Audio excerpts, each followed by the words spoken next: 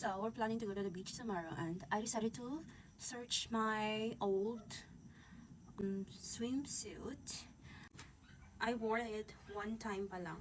So it's actually bored because yung panty niya is ano lang, parang panty lang na natural, ordinary panty lang na sinusuot ng mga bata, parang ganun, charot. Hindi sa pang ano to ha, pang down ng product. So i-share ko lang din sa inyo. So hi guys, kumusta kayo? Charot.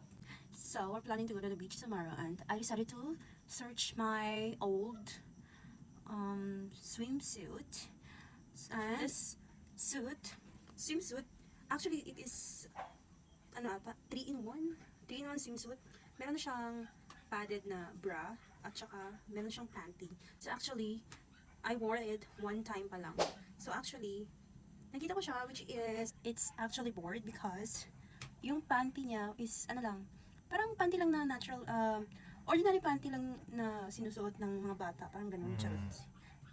Hindi sa pang ano to ha, pang down ng product. So i-share ko lang din sa inyo. One time ko lang to siya nasuot nung naligo kami sa pool. And actually parang lumaki ako, kaya ginawan ko siya ng paraan kung paano magkasya sa akin ulit. Itong bra naman is sobrang okay niya sa akin. I love the design, I love the quality ng ano niya, ng tela niya. And then meron siyang design dito banda, dyan, ganyan yan. At tapos papakita ko sa inyo yung picture kung anong style niya talaga. So here goes, yan yun siya, yung design niya, yung style ng swimsuit na to. But sobrang ka-boardingan ko, bored na bored talaga ako sa design niya.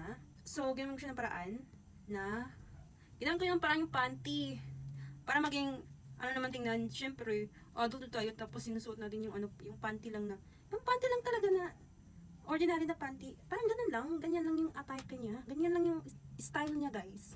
So I come up with the idea na gupitin ko siya and then butanin ko siya ng lace. Actually guys, this lace is from my mom.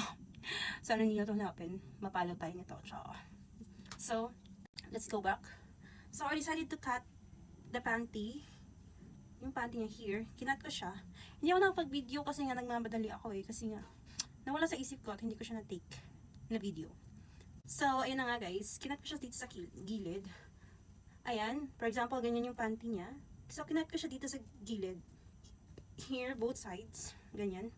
And then tinahi ko lang siya ng ganito, yan, ganyan. Ganon siya. Grabe idea yan. So sobrang ka-boardingan, charot. And then ginawa ko siya ng ganito. Ayan, di ba ang cute na? Ang cute na niya tingnan. Tingnan nyo. Di ba? Di ba ang cute niya na tingnan? Di ba yun? Super cute. Tapos meron pang ganito. So di ba? Sobrang ganda ng outcome ng panty niya. O di ba? Kung conservative ka girls, this is for you. Kasi meron na siya ang cover na pangmalakasan. Hindi nakikita yung ano nyo guys, bikini or butt. Hindi nyo gusto nakikita yung mga private part nyo. So, ganun lang siya. So, ipapakita ko sa inyo yung actual na picture, video, kung gano'ng kaganda yung ano niya, yung kinalabasan ng pagkagawa ko ito. So, I'll show you some of my pictures.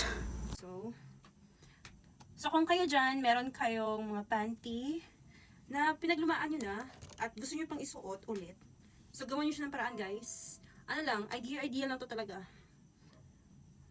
At sakto, pupunta kami ng beach tomorrow, and then I'm gonna wear it. Bye! Yun lang, bye. Share ko lang.